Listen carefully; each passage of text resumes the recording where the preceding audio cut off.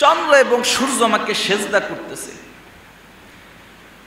বাজান রে, এখন দিলটা নরম করে দিবে।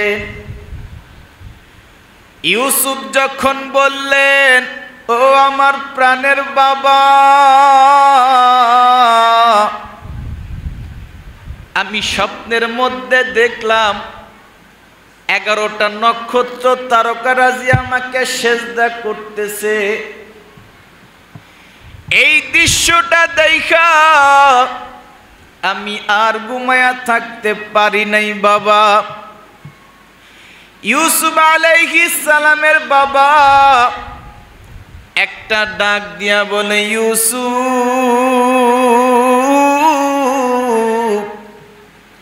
তুমি যেই স্বপ্নে দেখছো এই স্বপ্ন কারো কাছে বইল না। এই ইউসুফ, কারণ এই স্বপ্নে যদি তুমি কারো কাছে বলো, তোমার আপন ভাইরা তোমার শত্রু হয়ে যাবে। তোমার আপন ভাইরা তোমারে মারার চেষ্টা করবে। কিন্তু বাজান ইউসুফ আলাইহিস সালামের এই কথা যখন বলছে, পাশের থেকে একজন মহিলা শুনে ফেলছে। সর্বপ্রথম ওই মহান মালিকের দরবারে লাখ কোটি শুকরিয়া, যেই মহান মালিক আমাদের সবাইকে সুস্থ রেখে আল্লাহর ঘর মসজিদে আসার বসার তৌফিক দিয়েছেন। এই জন্য আপনারা খুশি না বেজার? এই জন্য আমরা মন থেকে সকলেই শুকর আদায় করি, আলহামদুলিল্লাহ। এটা জিলকাত মাসের প্রথম জুমা, অর্থাৎ জিলকাত মাস প্রথম জুমা। এরপরের মাস হচ্ছে জিলহজ মাস। এই জিলকাত মাসকে বলা হয় হজ্জের মাস, এবং জিলহজ মাসকে বলা হয় হজের মাস। অর্থাৎ জিলহজ মাসের 8 থেকে 13 তারিখ পর্যন্ত এই যে তারিখটা, এটাকে বলা হয় হজ, হজের তারিখ। হজ মূলত 5 দিন হজ। তো আমরা হজের খুব নিকটবর্তী হয়ে গিয়েছি। বিশেষ করে গতকালকে বাংলাদেশ থেকে প্রথম ফ্লাইট হজের উদ্দেশ্যে রওনা দিয়েছেন, আলহামদুলিল্লাহ বলেন। আল্লাহ রাব্বুল আলামিন যেন আমাদের সবাইকে জীবনে একবার হইলেও বড় হজ, ফরজ হজ করার তৌফিক দান করে, জোরে কোন আমিন। এবং জীবনে যেন বারবার বারবার মক্কা মদিনায় উমরা করার তৌফিক দান করে, জোরে কোন আমিন। আসলে টাকা থাকলেই হজ করা যায় না। আল্লাহ যাকে কবুল করবে তাকেই আল্লাহ ওই মক্কা মদিনা দেখার তৌফিক দিবে। এই জন্য বেশি থেকে বেশি দুরূদ পড়বেন। নবীর জন্য যদি আপনার টান থাকে, নবীর জন্য যদি আপনার ভালোবাসা থাকে, দেখবেন নিঃসন্দেহে আল্লাহ আপনাকে নবীর রওজার সামনে সালাম দেওয়ার ব্যবস্থা করে দিবে। এই জন্য জুমার দিন বেশি থেকে বেশি দুরূদ পড়বেন। দুরূদের আমল করবেন। দুরূদের আমল অনেক বড় একটা আমল। সমস্ত প্রকার বালা মুসিবত থেকে আল্লাহ হেফাজত করে, এবং আল্লাহ নবীকে স্বপ্নে দেখার সুযোগ করে দেয়, এবং পাশাপাশি মক্কা মদিনা দেখার আল্লাহ সুযোগ করে দেয়। এই জন্য দুরূদের আমল করবেন। আল্লাহ কবুল করুক, জোরে কান আমিন। আমি আজকে আপনাদের সামনে সূরাত ইউসুফ, এই সূরাত ইউসুফ থেকে একটা আয়াত তেলাওয়াত করেছি। আল্লাহ রাব্বুল আলামিন সূরা ইউসুফের মধ্যে বলেন, ইন্না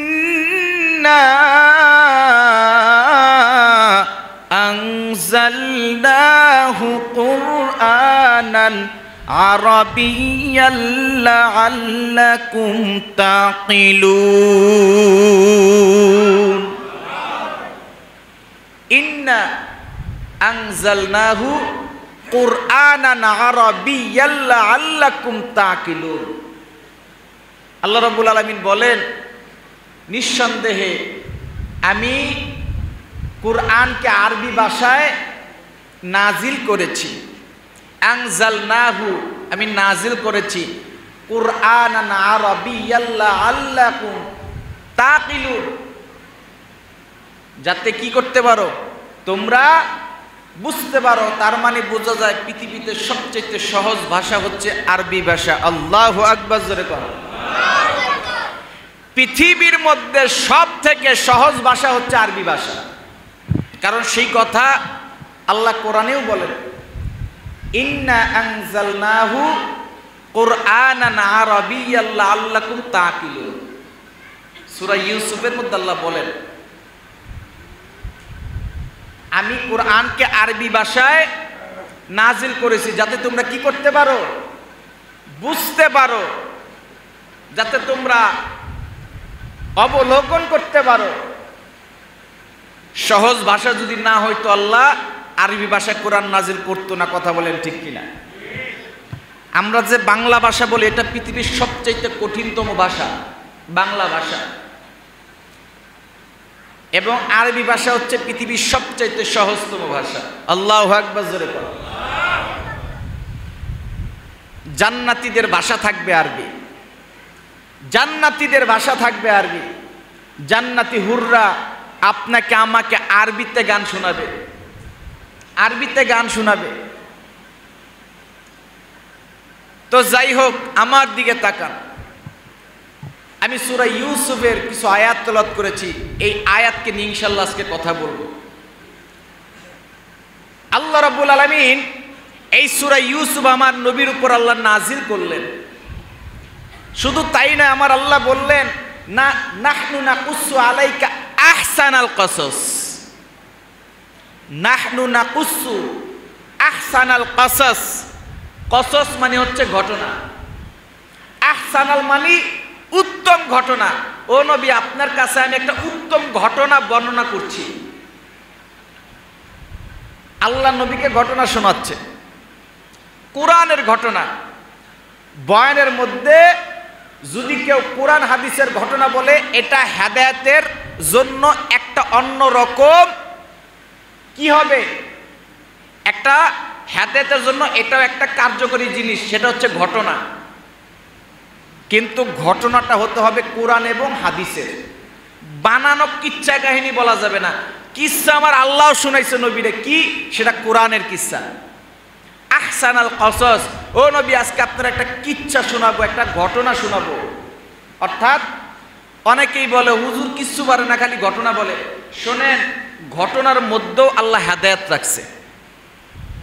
যদি হেদায়েত নাই রাখতো, আল্লাহ নবীর উপরে আল্লাহ রাব্বুল আলামিন এই যে ঘটনাগুলা কোরআনে যে নাজিল হয়েছে, এইগুলা নবীর উপরে নাজিল করতো না। আর আল্লাহ নবী সাহাবায়ে কেরামকে এই ঘটনা শোনাইতো না যদি এর মধ্যে হেদায়েত না থাকতো। অবশ্যই এর মধ্যে শিক্ষণীয় বিষয় আছে, এর মধ্যে কি আছে, হেদায়েত লুকায়িত আছে। এই জন্য ঘটনা বলতে হবে, শুনতে হবে, তবে কোরআনের ঘটনা এবং হাদিসের ঘটনা বলতে হবে। কথা বলেন ঠিক কিনা? তো এই যে আমার নবীকে ঘটনা শোনাচ্ছে কেন? আমার নবী মধ্যে ইউসুফ আলাইহিস সালামের মধ্যে একটা মিল আছে। আমার নবী 40 বছর বয়সে নবুয়ত প্রাপ্ত হয়েছেন এবং 53 বছর পর্যন্ত মক্কায় ছিলেন। শুধু মায়ের খাইছেন আর অনেক কষ্ট এই মক্কার কাফেররা আমার নবীকে দিয়েছে। কত বছর? 40 থেকে 53 বছর। কত বছর? 13 বছর। ইউসুফ আলাইহিস সালামও একেবারে একটা মহিলার জন্য নির্দোষ মানুষ ইউসুফ আলাইহিস সালাম 13 বছর পর্যন্ত জেল কাটছে। আমার নবীও মক্কায় কষ্ট ছিলেন 13 বছর, ইউসুফ আলাইহিস সালাম জেলও কাটছে 13 বছর। আমার নবীর সাথে ইউসুফ আলাইহিস সালামের একটা মিল আছে না নাই? ইউসুফ আলাইহিস সালামের ঘটনা আমার নবীকে শোনাচ্ছে, ও নবী আপনি মক্কার মধ্যে আপনাকে কষ্ট দিচ্ছে, আপনি কষ্ট পেন না। এই যে আহসানুল কসস একটা ঘটনা শোনাচ্ছি, আপনার আগে ইউসুফ আলাইহিস সালাম 13 বছর একেবারে নির্দোষ ব্যক্তি জেল খাটছে, নির্দোষ ব্যক্তি জেল খাটছে। কেন? এই কথা আমার আল্লাহ শোনাচ্ছে জিবরাইলের মাধ্যমে। দেখেন, জিবরাইল এসে বলতেছে, ও নবী এই যে সূরা ইউসুফ নাজিল করতেছে আর ঘটনা শোনাচ্ছে, ইউসুফ আলাইহিস সালাম একদিন ঘুমিয়ে আছে, হঠাৎ করে স্বপ্ন দেখে 11টা নক্ষত্র, 11টা তারকারাজি নক্ষত্র এবং চন্দ্র এবং সূর্য তাকে সেজদা করছে। আল্লাহু আকবার জোরে কোন। এই স্বপ্ন দেখে ইউসুফ আলাইহিস সালামের ঘুম ভেঙে গেছে। ইউসুফ আলাইহিস সালাম সরাসরি বাবার কাছে গেছে। বাবার কাছে যেয়ে বলতেছে, ওয়া ইয ক্বালা ইউসুফু লি আবিহি, ওয়া ইয ক্বালার কাইল ইউসুফ, কল ইউসুফ আলাইহিস সালাম বললেন, কি বললেন? ওয়া ইয ক্বালা, স্মরণ করুন ওই সময়ের কথা যখন ইয ক্বালা ইউসুফ বললেন, কোরআনের আয়াত বলতেছি, লি আবিহি, তার বাবার কাছে, ইন্নী রাআইতু আহাদা আশারা কাওকাবান, হে আব্বা, আব্বা আমি তো স্বপ্নে একটা জিনিস দেখছি। বাবা বলে, কি দেখছো? বাবা আমি স্বপ্নের মধ্যে দেখলাম ওই যে আসমানের 11টা নক্ষত্র তারকারাজি চন্দ্র এবং সূর্য আমাকে সেজদা করতেছে। বাজান রে, এখন দিলটা নরম করে দিবে। ইউসুফ যখন বললেন, ও আমার প্রাণের বাবা, আমি স্বপ্নের মধ্যে দেখলাম 11টা নক্ষত্র তারকারাজি আমাকে সেজদা করতেছে। এই দৃশ্যটা দেখা আমি আর ঘুমায়া থাকতে পারি নাই বাবা। ইউসুফ আলাইহিস সালামের বাবা একটা ডাক দিয়া বলে, ইউসুফ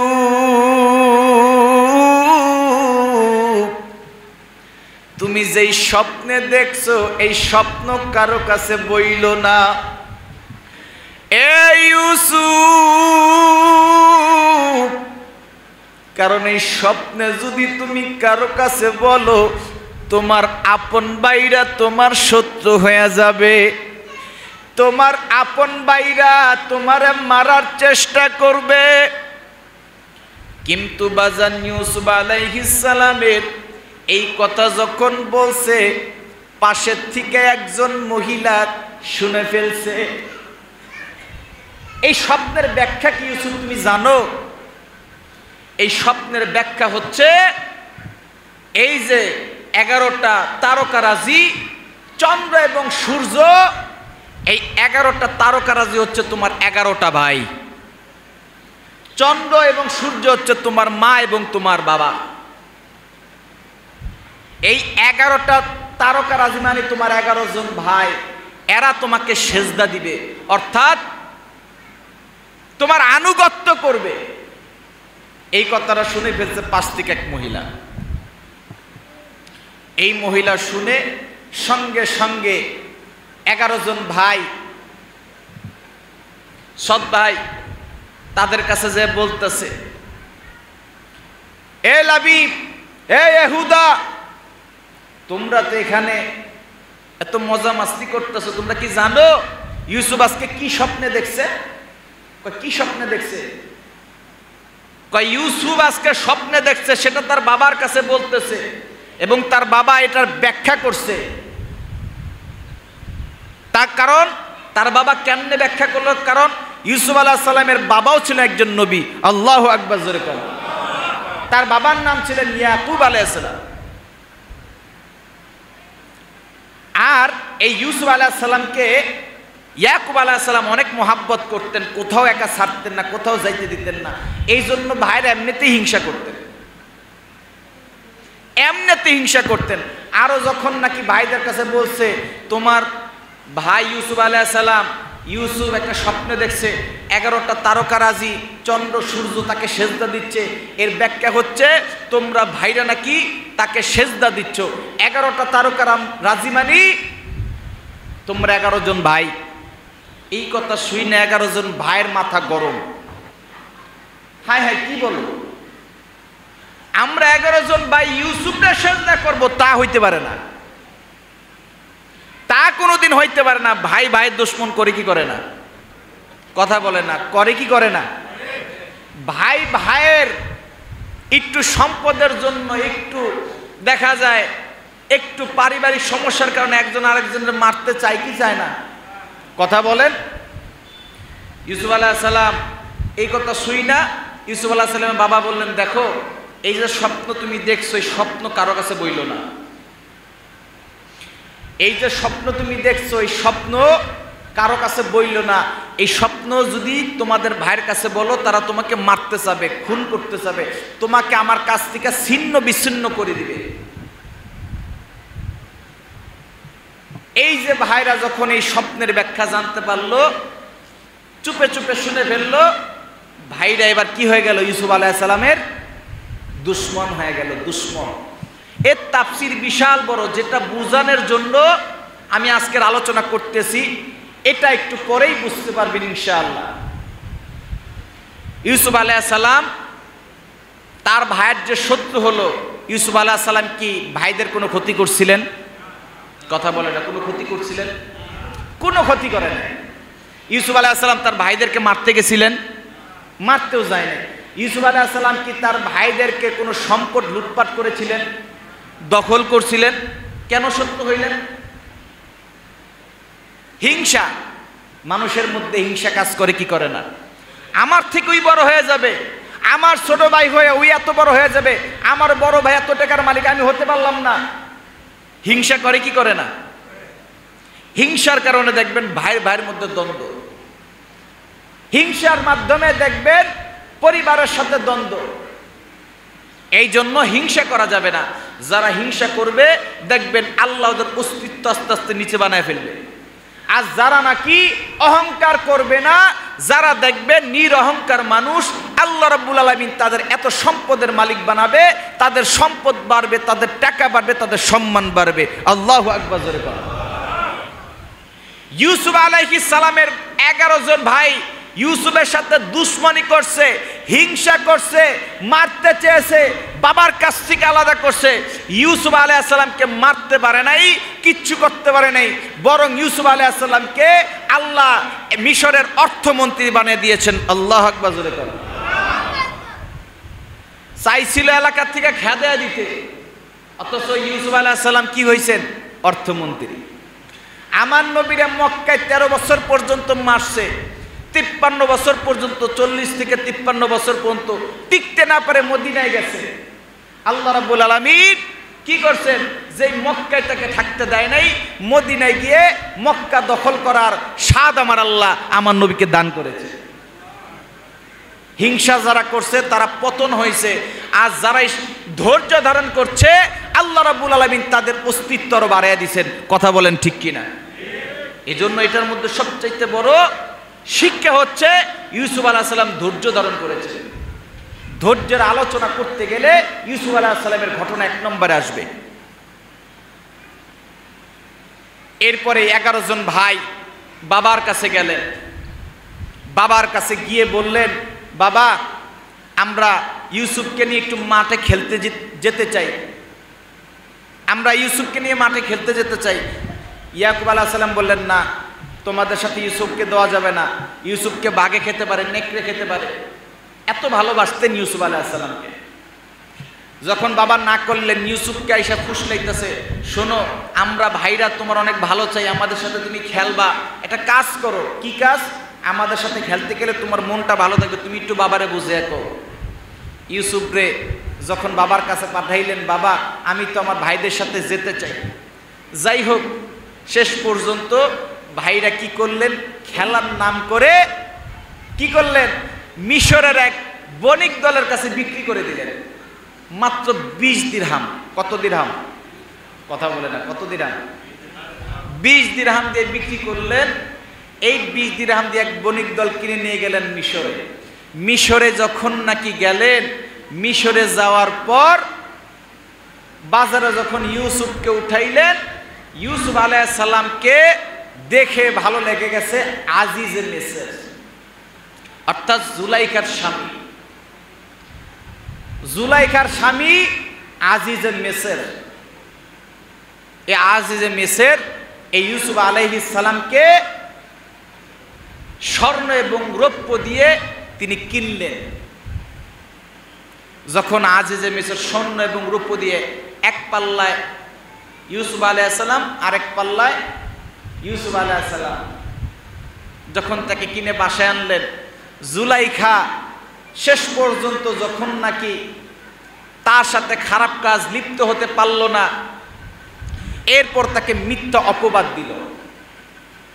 মিথ্যা অপবাদের জেরে যখন নাকি ইউসুফ চিন্তা করল যে আমি যদি আজিজে মিসরের ঘরে থাকি, আজিজে মিসরের ঘরে যদি থাকি তাহলে জুলাইখা আমার সাথে অপকর্ম করতে যাবে, হয়তো বা কোনো জিনার সাথে আমি লিপ্ত হয়ে যেতে পারি, এর চাইতে আমার জেলখানা খুব ভালো।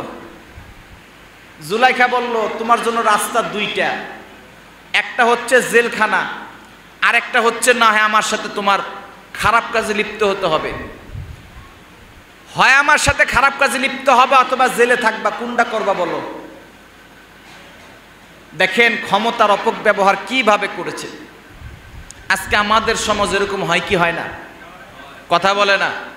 নির্দোষ মানুষ 5 বছর 10 বছর জেল খাটে, এরপর নির্দোষ প্রমাণ হয়, আছে না নাই? কথা বলে না। ইউসুফ আলাইহিস সালাম শেষ পর্যন্ত চিন্তা করলেন, জুলাইখারে শোন, আমি এমনই একটা মানুষ যে আজিজে মিসর আমার এত কষ্ট করে কিনে আনছে, আমি অন্তত জেলে থাকবো, তারপরও তোর কাছে থাকবো না। বাজান রে, জুলাইখা ডাক দিয়া বললেন, ইউসুফ, ইউসুফ,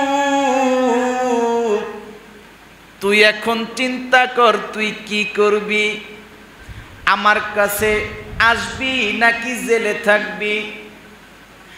এ বাবা ইউসুফ জুলাইখারে ডাক দিয়া বলে, জুলাইখা,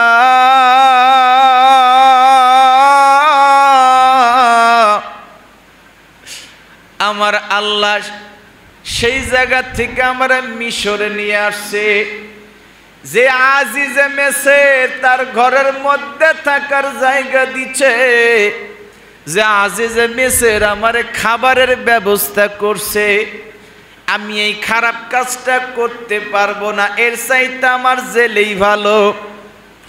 ইউসুফ বললেন, জুলাইখা, আমি তোমার বাসায় থাকবো না, ওই জেলের মধ্যেই থাকবো। ইউসুফ আলাইহিস সালাম চিন্তা করলেন আমি জেলে থাকবো। ইউসুফ আলাইহিস সালাম জেলের মধ্যে বন্দী করা হলো। ইউসুফ আলাইহিস সালামের কোনো দোষ ছিল না, ইউসুফ আলাইহিস সালাম কোনো অপরাধ করে নাই। ইউসুফ আলাইহিস সালাম কেন জুলাইখার নারী কেলেঙ্কারিতার জের ইউসুফের ঘাড়ে চাপায়া দিয়া বন্দী করলো? কোথায়? জেলের মধ্যে।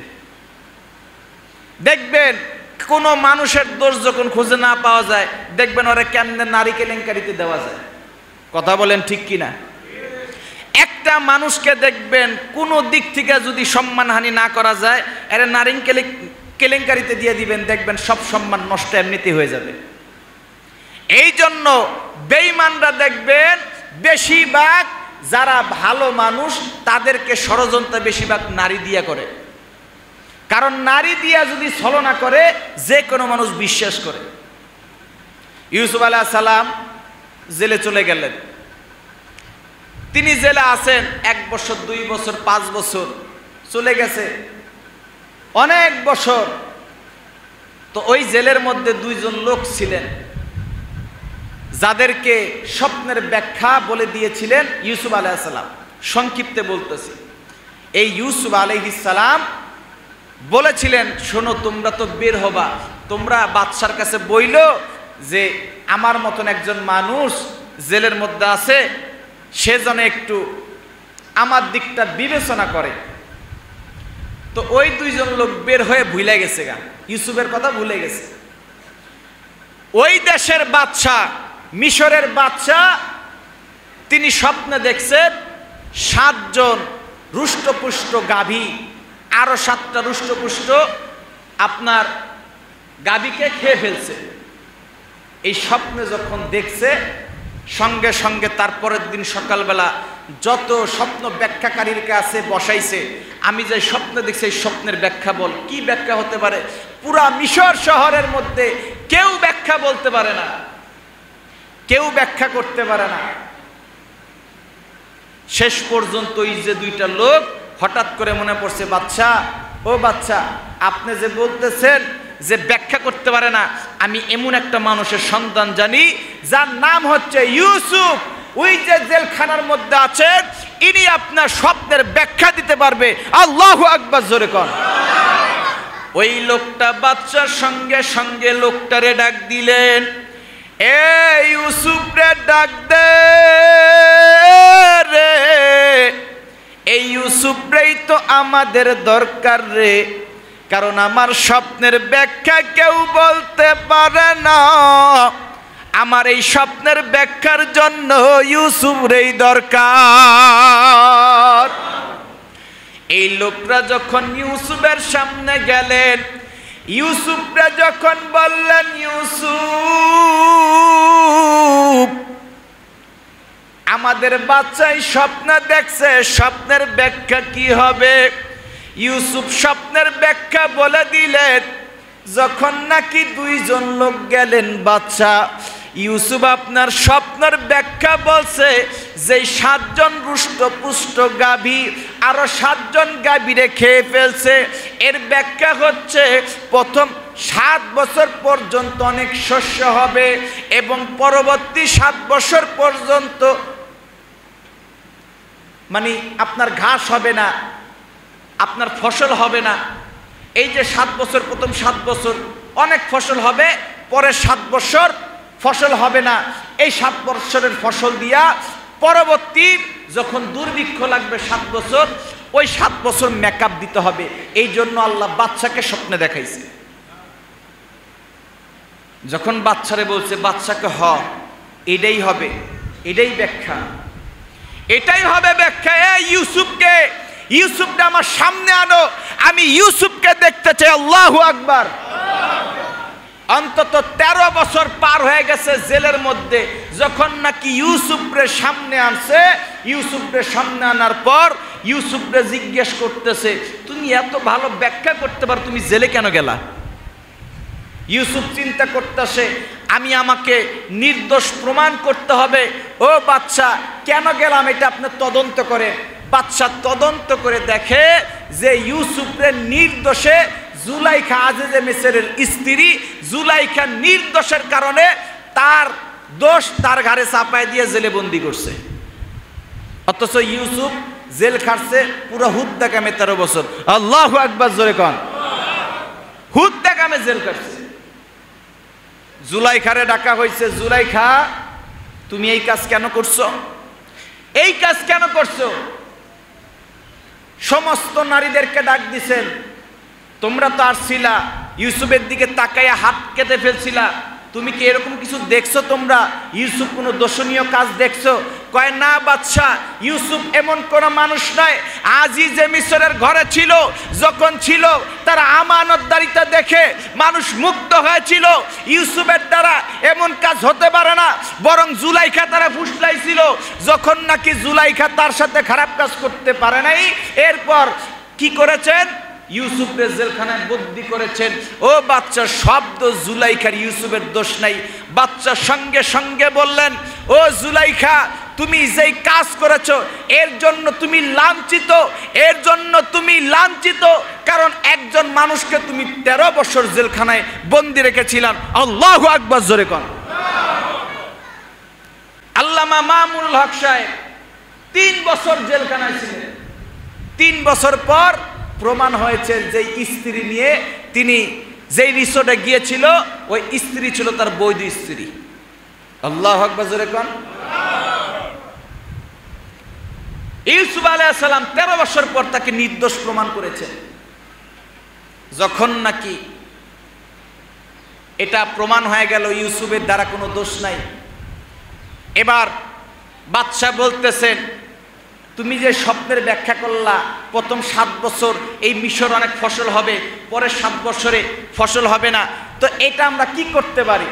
ইউসুফ আলাইহিস সালাম বলেন, বাদশাহ এর দায়িত্ব আপনি আমাকে দেন, এর দায়িত্ব আপনি আমাকে দেন, আমি এর পরিপূর্ণ যথার্থ একটা ব্যবস্থা আমি করতে পারবো। বাজান রে, বাদশার সঙ্গে সঙ্গে ইউসুফকে ডাক দিলেন। ইউসুফকে ডাক দিয়া বলে, ইউসুফ তুমি যখন দায়িত্ব চাইছো, আমি তোমার কাছে দায়িত্ব দিলাম, এই মিশরের অর্থমন্ত্রী তোমারে বানায়া দিলাম। ইউসুফরা যখন এই কথা বলছে গো, ইউসুফ সঙ্গে সঙ্গে বাজান আসমানের দিকে তাকাইছে। আসমানের দিকে তাকায়া বলে, মালিক